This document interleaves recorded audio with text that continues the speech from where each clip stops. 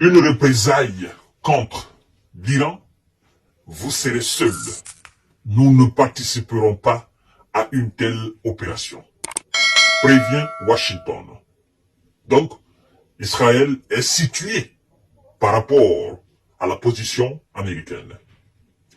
Et qui dit retenue américaine, dit aussi notamment retenue de l'Europe occidentale et donc tous les alliés des États-Unis. Vous vous poserez la question sûrement du pourquoi cette retenue de Washington. Washington qui a une politique basée sur l'attaque, la puissance, la démonstration.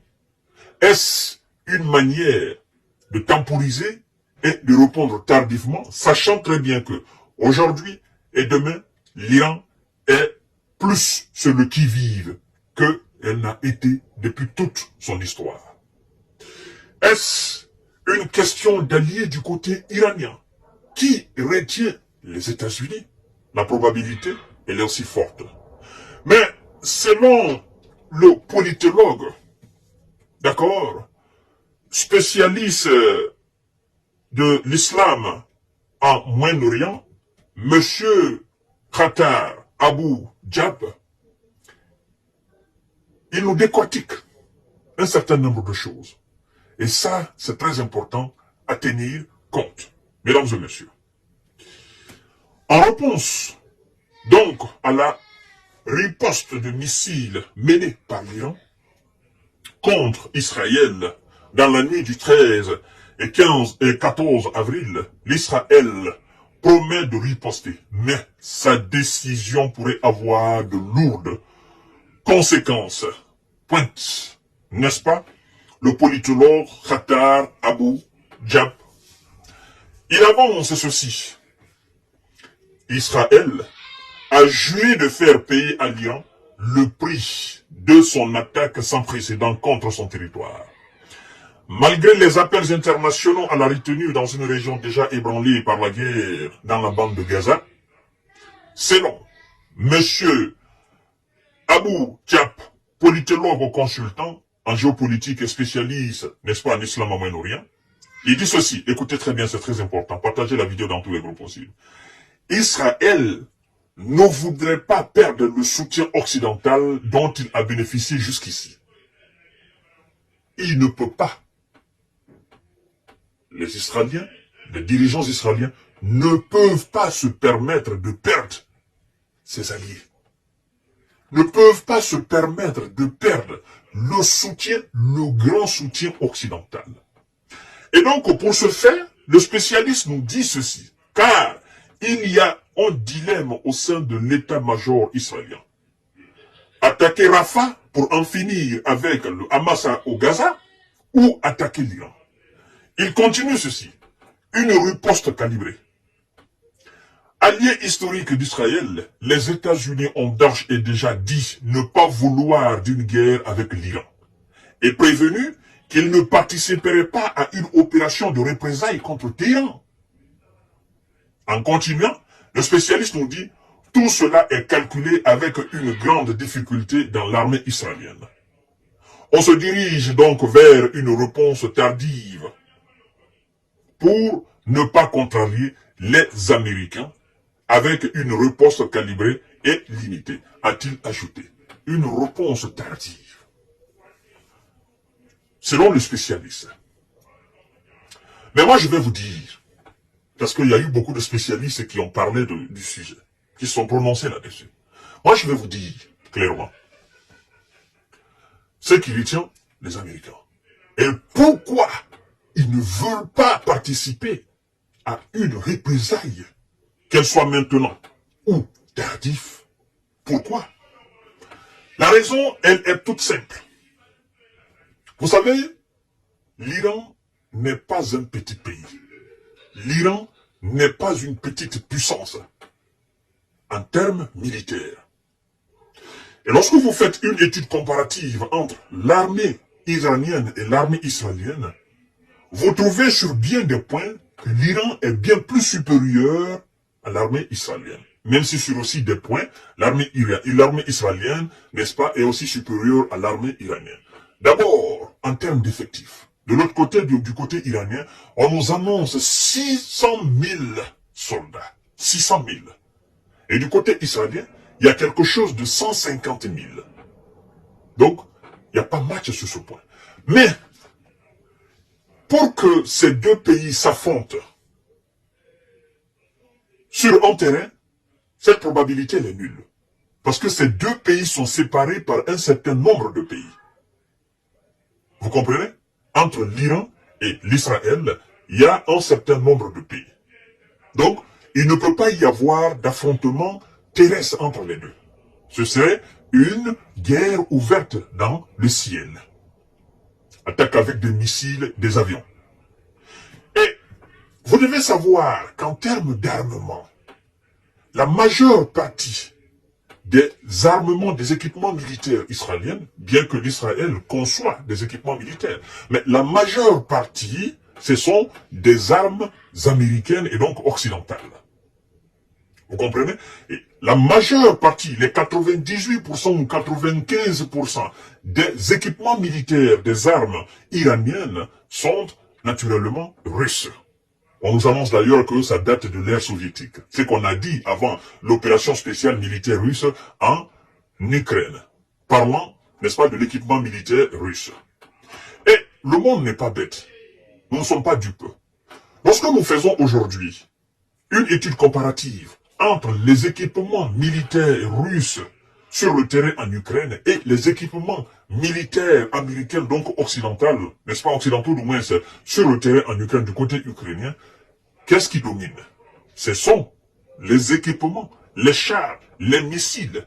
Tout ce qui est équipement militaire russe domine ce qui est occidentaux sur le terrain en Ukraine. Vous comprenez?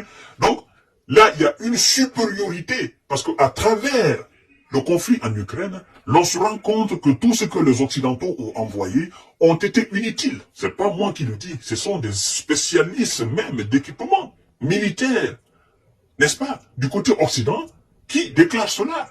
Parce qu'ils ont fait la comparaison. Les chars qui ont été envoyés, les missiles, tout ce qui a été envoyé, les obus, tout ce qui a été envoyé, ont montré leurs limites sur le terrain.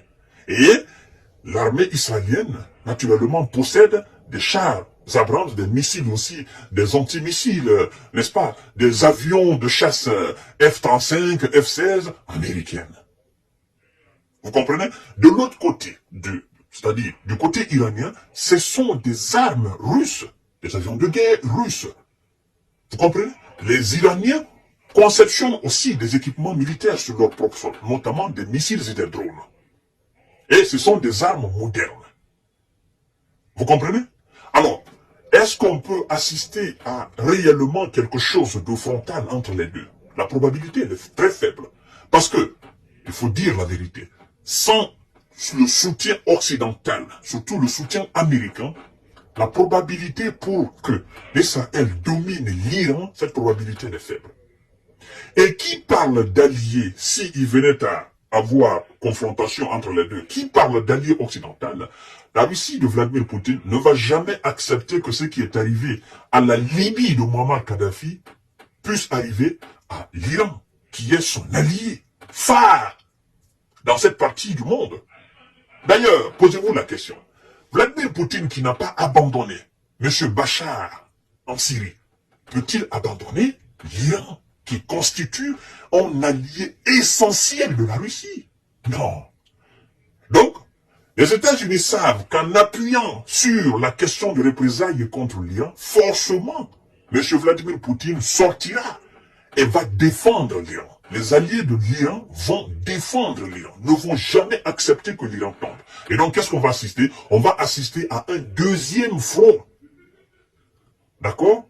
À un deuxième front entre le bloc russe et le bloc occidental. Vous l'avez d'ailleurs vu lors de ce Conseil de sécurité à l'ONU, la Chine n'a pas condamné, la Chine dit tout simplement que l'Iran a riposté, la Russie a dit que l'Iran a riposté. Donc, les alliés de la Russie et de l'Iran ont dit que l'Iran a riposté, notamment les alliés de la Russie.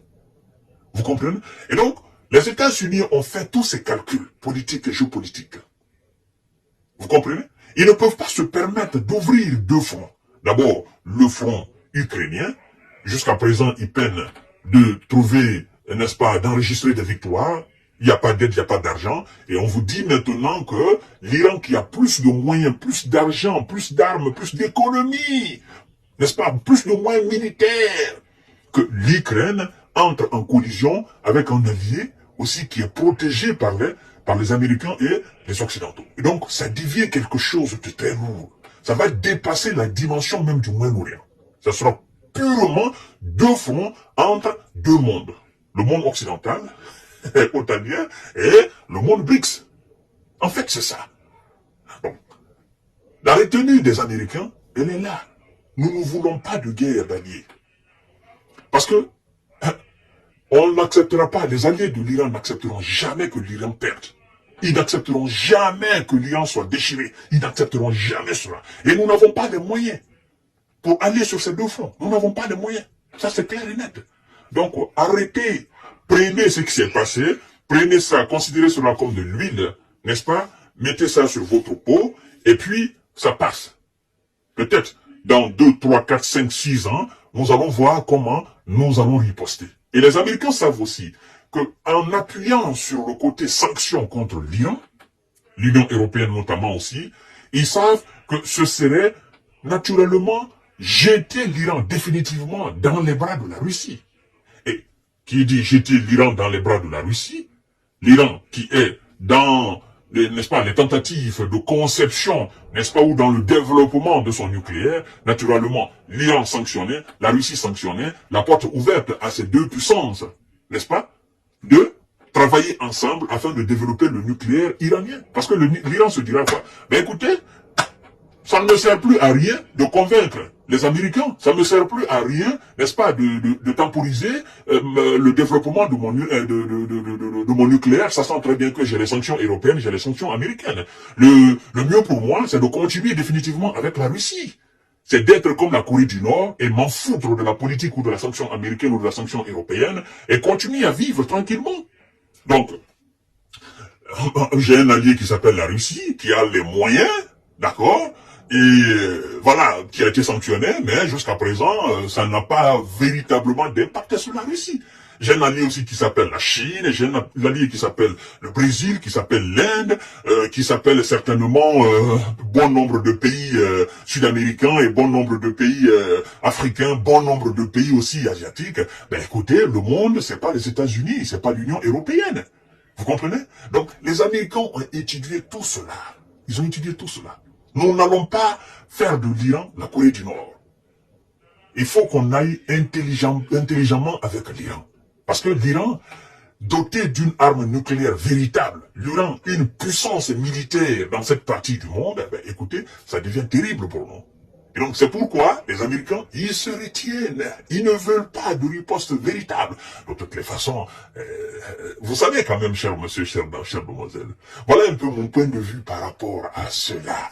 Partagez la vidéo dans tous les groupes possibles, abonnez-vous sur cette page, et c'est ce que je vous dis souvent, vous savez, l'indépendance et la souveraineté d'un État reposent sur la qualité de sa défense. Oui, et la qualité de la défense iranienne, aujourd'hui, est à craindre. Et c'est ce qui retient surtout les Américains. Voilà, et là où il n'y a pas d'Américains, pour l'offensive, il n'y aura pas de Français, il n'y aura pas d'Allemands, il n'y aura pas de Britanniques, il n'y aura personne. Parce que c'est l'Amérique qui mène la cadence. Et c'est elle qui calme. Voilà. Merci beaucoup et bonne journée.